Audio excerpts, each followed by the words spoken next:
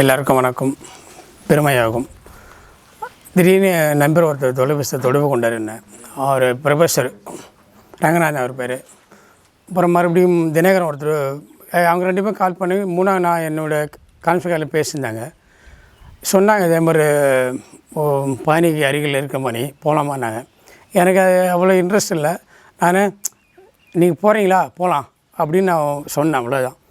அப்புறம் திடீர்னு ஒரு சார் ப்ரொஃபஸர் வரல, தினகரன் திடீர்னு எனக்கு ஃபோன் பண்ணி வரல பண்ணினார். சரி என்ன நான் போகலாம்னு சார் நம்பரை கொடுங்க, நான் பேசணும். என்ன சார் நம்பரை கொடுத்தாரு, தொடர்பு கொண்டேன். ஆனால் எனக்கு வர்றதுக்கு விருப்பம் இல்லை தான். அது பிறகு சார்கிட்ட பேசினேன், 2 வார்த்தை பேசினேன். அந்த வார்த்தையில் நான் அவ்வளோ கண்டேன், இனிமேல் இருக்குது அவர்கிட்ட ஏதோ ஒன்று இருக்குது, நம்ம போகலாம் அப்படின்னு ஒரு முடிவு பண்ணேன். பண்ணு நான் அப்புறம் திடீர்னு ஐயா நான் தான் ஃபோன் பண்ணி, ஐயா நாங்கள் வரோம், கண்டிப்பாக வரோம் ஐயா. என்ன தொடர்பு உடனே தான் பேசணும். அடுத்த செகண்டில் முடிவு பண்ணேன். அவரும் ஓகேனார், போகலான்னு சார் தொடர்பு கொண்டேன். எங்களுக்கு முன்பண்ண போனார். ஓகே எல்லாமே போட்டோம், டக்குன்னு முடிவு பண்ணோம். பஸ்ஸில் காரில் முடிவு பண்ணோம். திடீர்னு தினகரன் அவர் காரில் போகலான்னாரு. சரி ஓகேன்னு காரில் கிளம்பிட்டு வந்தோம். கரெக்டாக இங்கே வந்துட்டோம், 5 மணி வந்துட்டோம், பாட்டுக்கு வந்துட்டோம், ஐயோர் மலைக்கு வந்துட்டோம். பார்த்தவொடனே ஒரு திருப்தி, ஏன்னா அடாடா வரலன்னா மிஸ் பண்ணியிருப்போமே அப்படின்னு ப்ரொஃபஸர் நான் தொடர்பு கொண்டேன். என்னங்க மிஸ் பண்ணிட்டீங்களே, எங்களை வர சொல்லி நீங்கள் ஏன் வரலையா, உங்களான பாக்கியம் இல்லை அப்படின்னு சொல்லி ஃபீல் பண்ணார். அவரும் பண்ணார், நானும் கஷ்டப்பட்டேன். ஏன்னா அங்கே எங்கே போய் 3 மணி தான் போகும். பார்த்தோன்னே ஈவினிங் ஐயா ஒரு 7 மணிக்கு நாங்கள் மீட் பண்ணோம், பேசணும். ஐயா எங்களுக்கு எல்லாமே சிறப்பாக முறையில் பண்ணார். நான் எங்கேயும் பார்க்கல, நான் ஒரு இடம் போனேன். எனக்கு அங்கே அந்த தினத்தில் எனக்கு அவ்வளோ விருப்பம் இல்லை, இன்ட்ரெஸ்ட் இல்லை. நான் வெளியில் வந்துட்டேன் ஒரு தடவை போயிட்டு. என்னை இட்டு போனாங்க. அங்கே எனக்கு அவ்வளோ திருப்தி இல்லைன்னா எனக்கு 1 ஹவரில் நான் வெளியில் வந்துட்டேன். அது ஆனால் இங்கே ஐயாட்ட பேசும்போது நைட்டு அக்னி ஒரு யோகாசனம் பண்ணி தியானம் பண்ண சொல்லி கொடுத்தாரு. இது ஒரு புதுமையாக இருந்தது. எனக்கு புதுமை மட்டும் இல்லை, என் மனசை ஒருநிலைப்படுத்துது. நான் எவ்வளோ விஷயத்தை எனக்கு உள்ள வலிகள் வேலை நிறைய இருக்கும். அதெல்லாம் நான் என்னோடய தினகரன் நிறைய முறை சொல்லியிருப்பேன். அவர் நிறைய சொல்யூஷன் நிறைய எனக்கு கொடுத்துருக்காரு.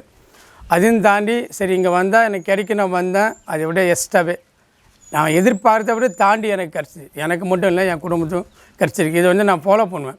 மனம்னா என்ன சொன்னார். நிறைய பேர் மனசாட்சின்னுவாங்க, நான் அதிகாரம், நான் தான் நீ தான்னுவாங்க.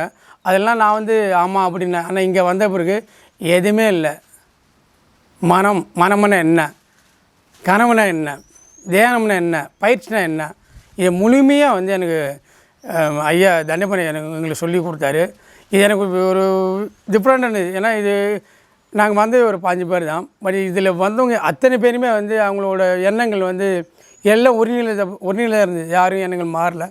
எல்லாமே ஒரு நோக்கி எல்லாமே இதில் பூரா சாதாரண இல்லை, எல்லாம் பெரிய வீட்டில் அவங்க எல்லாம் அறிவு சார்ந்து தான் இருக்காங்க. ஒரு சாமியார்கள் வந்திருக்காரு, திருவண்ணாமலை அவர் ஐயா வந்திருக்காரு. இங்கே 2 ஜாதகார குறிப்பிட்டு வந்திருக்காங்க. எல்லாமே சிந்திக்குற ஆள் தான். அவங்கெல்லாம் தேடி வராங்க. அந்த தேடி போய் எல்லாமே நீங்கள் காலைல நாங்கள் பேசணும், 2 நாள் பிறகு பேசணும். எல்லாம் நல்லா இருக்குது, இதை எங்கே எதிர்பார்க்கல, இது புதுமையாக இருக்குது, இதை ஃபாலோ பண்ணால் நம்ம லைஃப்பில் நல்லா இருக்கும் அப்படின்னா நம்மகிட்ட சொன்னாங்க. காலை கூட எல்லாம் கும்பலாக பேசியிருந்தோம். எல்லாம் சிறப்பாக இருந்தது.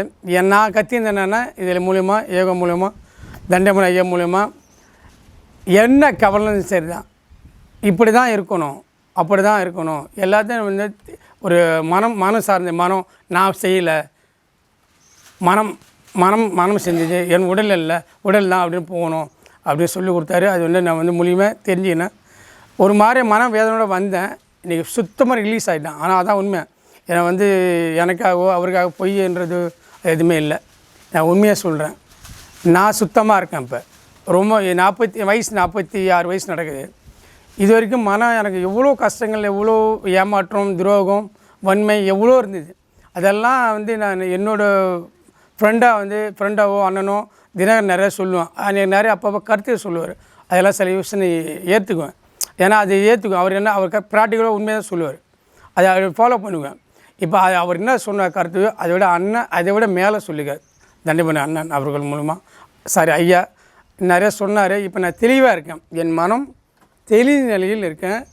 இதை நான் எல்லாருக்குமே என்னை மேலே பாதிக்கப்பட்ட அத்தனை பேருமே தெளிவுபடுத்துவேன். ஐயா மூலமாக ஐயா ஒருத்தையும் வர வைப்பேன். ஏன்னா என்னை பேர் நிறைய பேர் பாதிப்பு நிறைய பேர் இருக்காங்க. எல்லோரும் இங்கே வர வச்சு அவங்களுக்கு என்னை மாதிரி விழிப்புணர்வு கொடுப்பேன். என்று நான் மனப்பூர உறுதியளிக்கிறேன். ரொம்ப சந்தோஷம் எனக்கு வந்தனால. தண்டபாணி ஐயா பார்த்தேன். இந்த 2 நாள் பயணங்கள் கொஞ்சம் நிஜம் அல்ல. என்ன தான் ஊட்டி, கொடைக்கானல், மூணாறு எல்லாம் சொல்லணும்ல, காஷ்மீர், சிம்லா எல்லாம் போவோம். அங்கே போனால் கூட இந்த அளவுக்கு ஒரு சொர்க்கம் கிடைக்கும் நமக்கு. அதுக்கு தாண்டி ஐயோர் மலை ஒரு இங்கே பஞ்ச பூண்டவர்கள் வந்த மேடம் நேற்று இப்போ ஈவினிங் போன அங்கே தேவனம் சொல்லி கொடுத்தாரு.